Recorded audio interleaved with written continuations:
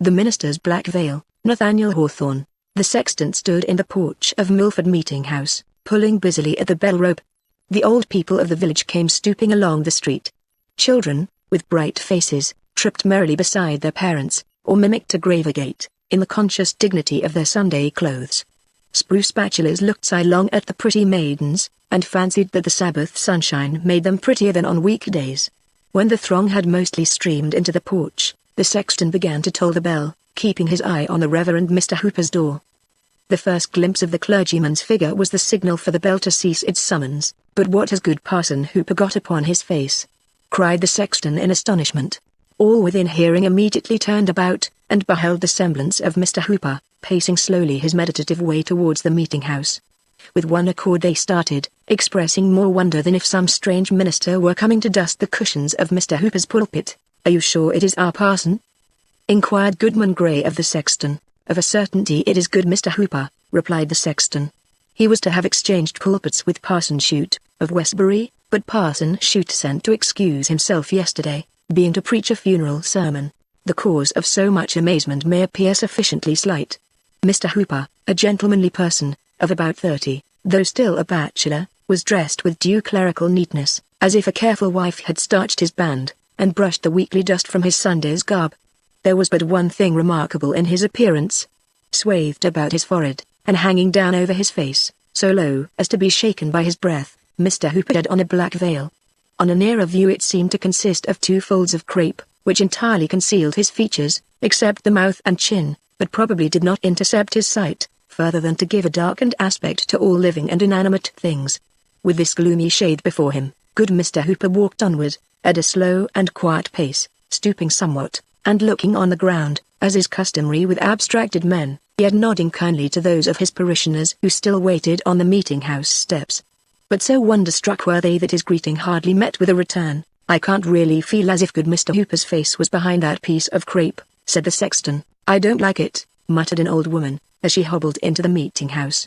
"He has changed himself into something awful, only by hiding his face. Our parson has gone mad," cried Goodman Gray, following him across the threshold. A rumor of some unaccountable phenomenon had preceded Mr. Hooper into the meeting-house, and set all the congregation astir. Few could refrain from twisting their heads towards the door, many stood upright, and turned directly about, while several little boys clambered upon the seats, and came down again with a terrible racket. There was a general bustle, a rustling of the women's gowns and shuffling of the men's feet, greatly at variance with that hushed repose which should attend the entrance of the minister. But Mr. Hooper appeared not to notice the perturbation of his people. He entered with an almost noiseless step, bent his head mildly to the pews on each side, and bowed as he passed his oldest parishioner, a white-haired great-grandsire, who occupied an armchair in the center of the aisle. It was strange to observe how slowly this venerable man became conscious of something singular in the appearance of his pastor. He seemed not fully to partake of the prevailing wonder, till Mr. Hooper had ascended the stairs, and showed himself in the pulpit, face to face with his congregation, except for the black veil. That mysterious emblem was never once withdrawn. It shook with his measured breath, as he gave out the psalm. It threw its obscurity between him and the holy page, as he read the scriptures, and while he prayed, the veil lay heavily on his uplifted countenance. Did he seek to hide it from the dread being whom he was addressing? Such was the effect of this simple piece of crape, that more than one woman of delicate nerves was forced to leave the meeting-house. Yet perhaps the pale-faced congregation was almost as fearful a sight to the minister, as his black veil to them. Mr. Hooper had the reputation of a good preacher, but not an energetic one. He strove to win his people heavenward by mild, persuasive influences, rather than to drive them thither by the thunders of the word. The sermon which he now delivered was marked by the same characteristics of style and manner as the general series of his pulpit oratory. But there was something, either in the sentiment of the discourse itself, or in the imagination of the auditors, which made it greatly the most powerful effort that they had ever heard from their pastor's lips. It was tinged, rather more darkly than usual, with the gentle gloom of Mr. Hooper's temperament. The subject had reference to secret sin, and those sad mysteries which we hide from our nearest and dearest, and would fain conceal from our own consciousness, even forgetting that the Omniscient can detect them. A subtle power was breathed into his words. Each member of the congregation, the most innocent girl, and the man of hardened breast, felt as if the preacher had crept upon them, behind his awful veil, and discovered their hoarded iniquity of deed or thought. Many spread their clasped hands on their bosoms. There was nothing terrible in what Mr. Hooper said, at least, no violence, and yet, with every tremor of his melancholy voice, the hearers quaked. An unsought pathos came hand in hand with awe. So sensible were the audience or some unwonted attribute in their minister, that they longed for a breath of wind to blow aside the veil, almost believing that a stranger's visage would be discovered, though the form, gesture, and voice were those of Mr. Hooper. At the close of the services, the people hurried out with indecorous confusion, eager to communicate their pent-up amazement, and conscious of lighter spirits the moment they lost sight of the black veil. Some gathered in little circles, huddled closely together, with their mouths all whispering in the center. Some went homeward alone, wrapped in silent meditation. Some talked loudly, and profaned the Sabbath day with ostentatious laughter. A few shook their sagacious heads, intimating that they could penetrate the mystery, while one or two affirmed that there was no mystery at all, but only that Mr. Hooper's eyes were so weakened by the midnight lamp, as to require a shade. After a brief interval, forth came good Mr. Hooper also, in the rear of his flock. Turning his veiled face from one group to another, he paid due reverence to the hoary heads, saluted the middle-aged with kind dignity as their friend and spiritual guide, greeted the young with mingled authority and love, and laid his hands on the little children's heads to bless them. Such was always his custom on the Sabbath day. Strange and bewildered looks repaid him for his courtesy. None, as on former occasions, aspired to the honor of walking by their pastor's side. Old Squire Saunders, doubtless by an accidental lapse of memory, neglected to invite Mr. Hooper to his table, where the good clergyman had been wont to bless the food, almost every Sunday since his settlement. He returned, therefore, to the parsonage, and, at the moment of closing the door, was observed to look back upon the people, all of whom had their eyes fixed upon the minister. A sad smile gleamed faintly from beneath the black veil, and flickered about his mouth, glimmering as he disappeared. "How strange," said a lady, "that a simple black veil, such as any woman might wear on her bonnet, should become such a terrible thing on Mr. Hooper's face. Something must surely be amiss with Mr. Hooper's intellects," observed her husband, the physician of the village.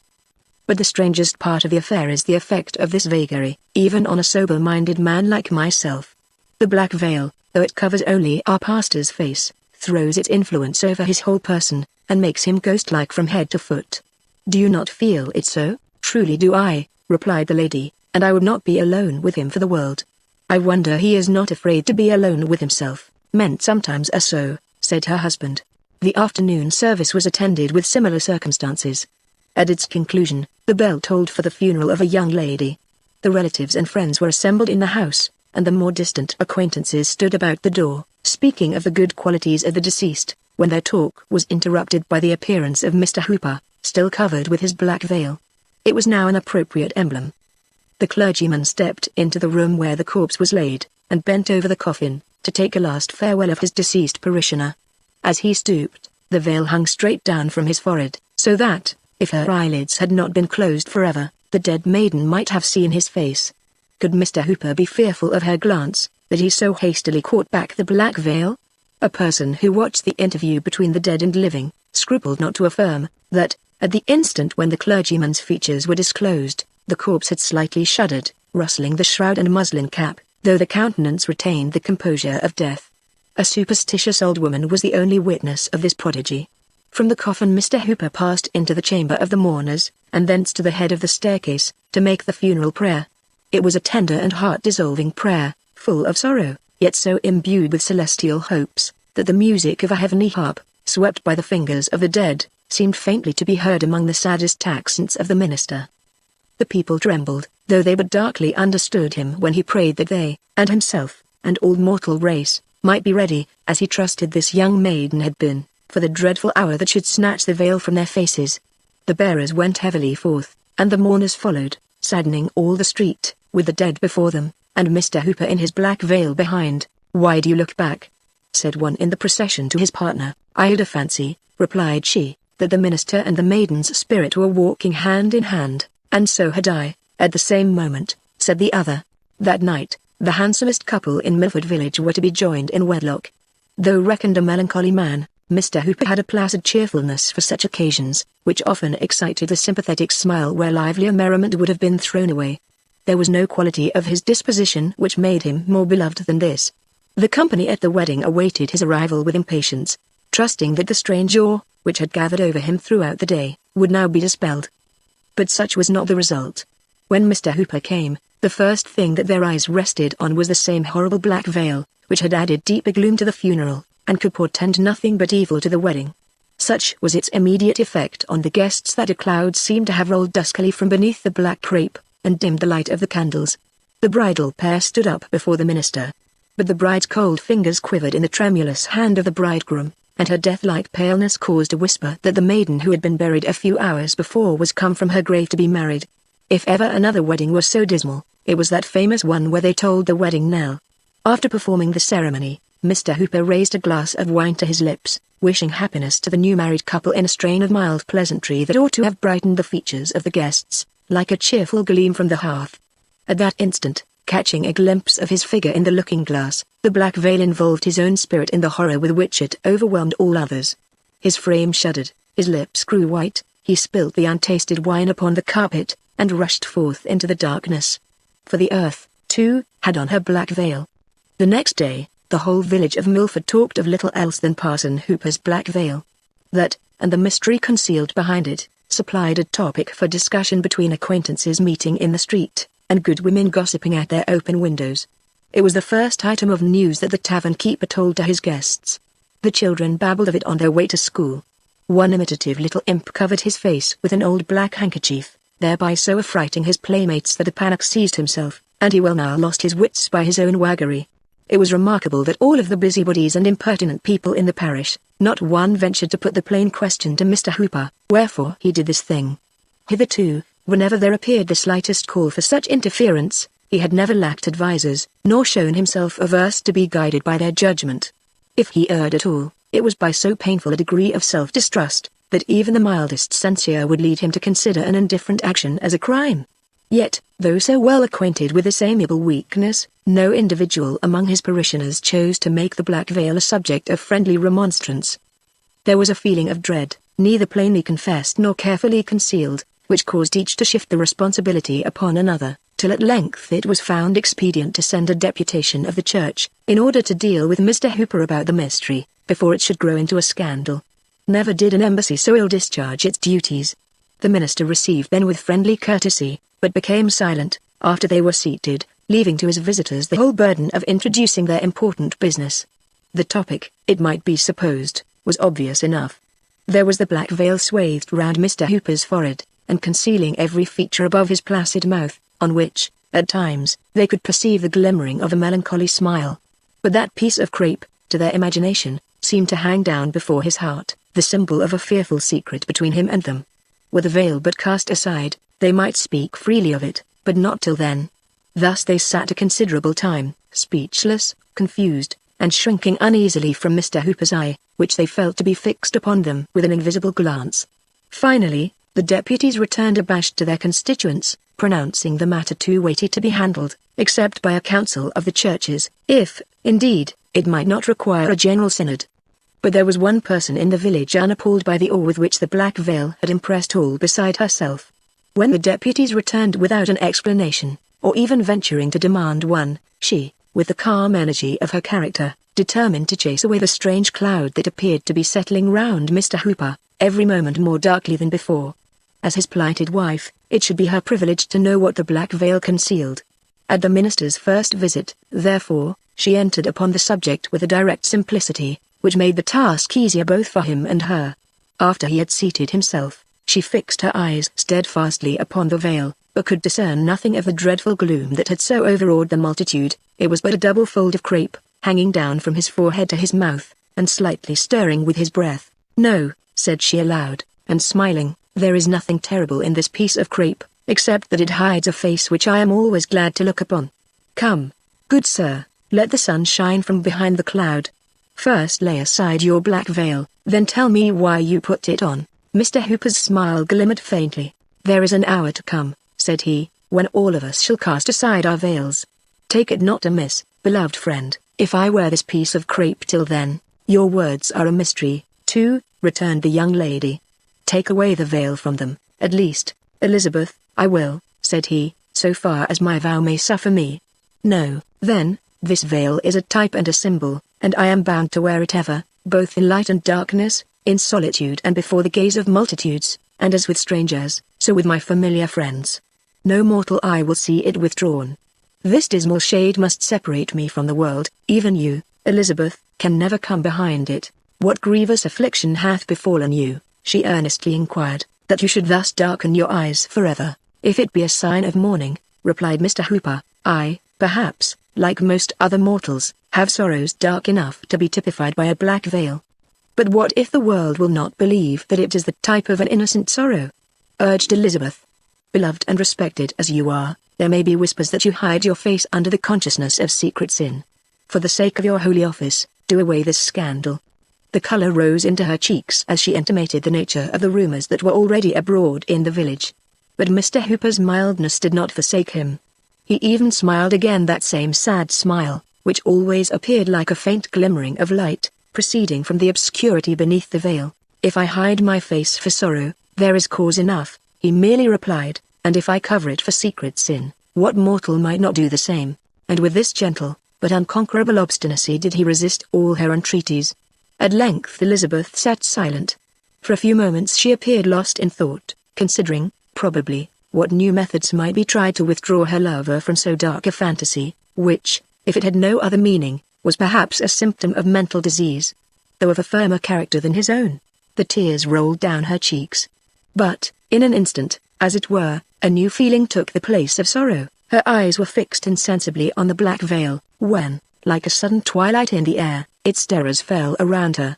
She arose, and stood trembling before him. "And do you feel it then, at last?" said he mournfully. She made no reply, but covered her eyes with her hand, and turned to leave the room. He rushed forward and caught her arm. "Have patience with me, Elizabeth," cried he, passionately. "Do not desert me, though this veil must be between us here on earth. Be mine, and hereafter there shall be no veil over my face, no darkness between our souls. It is but a mortal veil, it is not for eternity. Oh, you know not how lonely I am, and how frightened, to be alone behind my black veil. Do not leave me in this miserable obscurity forever. Lift the veil but once, and look me in the face," said she. "Never. It cannot be," replied Mr. Hooper. "Then farewell," said Elizabeth. She withdrew her arm from his grasp, and slowly departed, pausing at the door, to give one long shuddering gaze, that seemed almost to penetrate the mystery of the black veil. But, even amid his grief, Mr. Hooper smiled to think that only a material emblem had separated him from happiness, though the horrors, which it shadowed forth, must be drawn darkly between the fondest of lovers. From that time no attempts were made to remove Mr. Hooper's black veil, or, by a direct appeal, to discover the secret which it was supposed to hide. By persons who claimed a superiority to popular prejudice, it was reckoned merely an eccentric whim, such as often mingles with the sober actions of men otherwise rational, and tinges them all with its own semblance of insanity. But with a multitude, good Mr. Hooper was irreparably a bugbear. He could not walk the street with any peace of mind, so conscious was he that the gentle and timid would turn aside to avoid him, and that others would make it a point of hardihood to throw themselves in his way. The impertinence of the latter class compelled him to give up his customary walk at sunset to the burial ground, for when he leaned pensively over the gate, there would always be faces behind the gravestones, peeping at his black veil. A fable went the rounds that the stare of the dead people drove him thence. It grieved him, to the very depth of his kind heart, to observe how the children fled from his approach, breaking up their merriest sports, while his melancholy figure was yet afar off. Their instinctive dread caused him to feel more strongly than aught else, that a preternatural horror was interwoven with the threads of the black crape. In truth, his own antipathy to the veil was known to be so great, that he never willingly passed before a mirror, nor stooped to drink at a still fountain, lest, in its peaceful bosom, he should be affrighted by himself. This was what gave plausibility to the whispers, that Mr. Hooper's conscience tortured him for some great crime too horrible to be entirely concealed, or otherwise than so obscurely intimated. Thus, from beneath the black veil, there rolled a cloud into the sunshine, an ambiguity of sin or sorrow, which enveloped the poor minister, so that love or sympathy could never reach him. It was said that ghost and fiend consorted with him there. With self-shudderings and outward terrors, he walked continually in its shadow, groping darkly within his own soul, or gazing through a medium that saddened the whole world. Even the lawless wind, it was believed, respected his dreadful secret, and never blew aside the veil. But still good Mr. Hooper sadly smiled at the pale visages of the worldly throng as he passed by. Among all its bad influences, the black veil had the one desirable effect of making its wearer a very efficient clergyman. By the aid of his mysterious emblem, for there was no other apparent cause, he became a man of awful power over souls that were in agony for sin. His converts always regarded him with a dread peculiar to themselves, affirming, though but figuratively, that, before he brought them to celestial light, they had been with him behind the black veil. Its gloom, indeed, enabled him to sympathize with all dark affections. Dying sinners cried aloud for Mr. Hooper, and would not yield their breath till he appeared, though ever, as he stooped to whisper consolation, they shuddered at the veiled face so near their own. Such were the terrors of the black veil, even when death had bared his visage. Strangers came long distances to attend service at his church, with the mere idle purpose of gazing at his figure, because it was forbidden them to behold his face. But many were made to quake ere they departed. Once, during Governor Belcher's administration, Mr. Hooper was appointed to preach the election sermon. Covered with his black veil, he stood before the chief magistrate, the council, and the representatives, and wrought so deep an impression, that the legislative measures of that year were characterized by all the gloom and piety of our earliest ancestral sway. In this manner Mr. Hooper spent a long life, irreproachable in outward act, yet shrouded in dismal suspicions, kind and loving, though unloved, and dimly feared, a man apart from men, shunned in their health and joy, but ever summoned to their aid in mortal anguish. As years wore on, shedding their snows above his sable veil, he acquired a name throughout the New England churches, and they called him Father Hooper.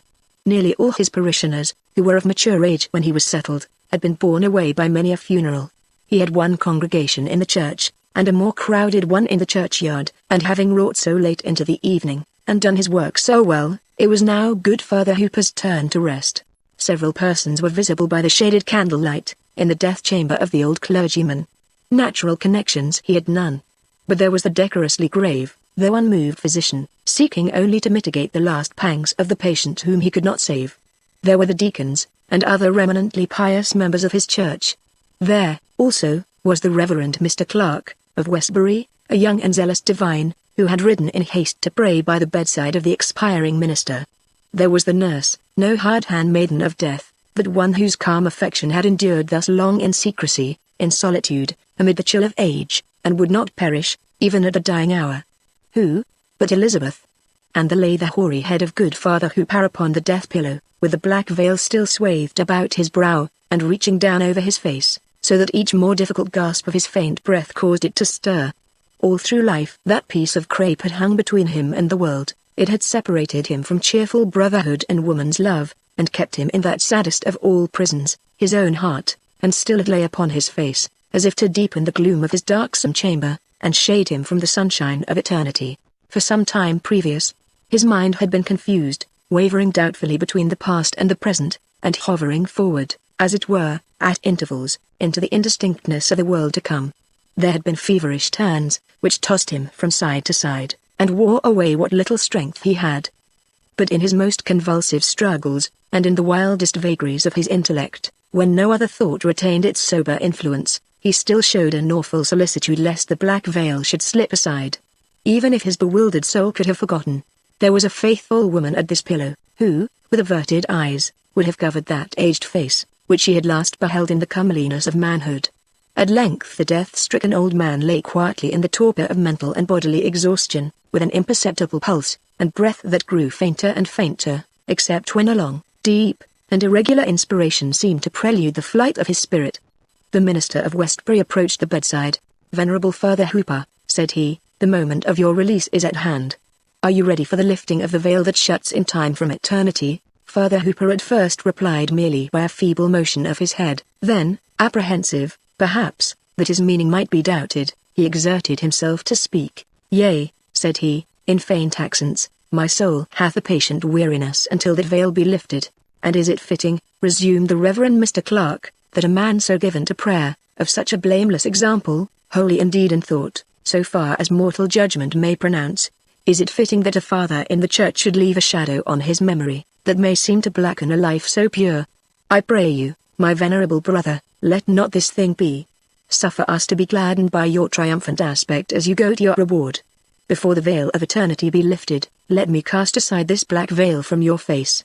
And thus speaking, the Reverend Mr. Clark bent forward to reveal the mystery of so many years.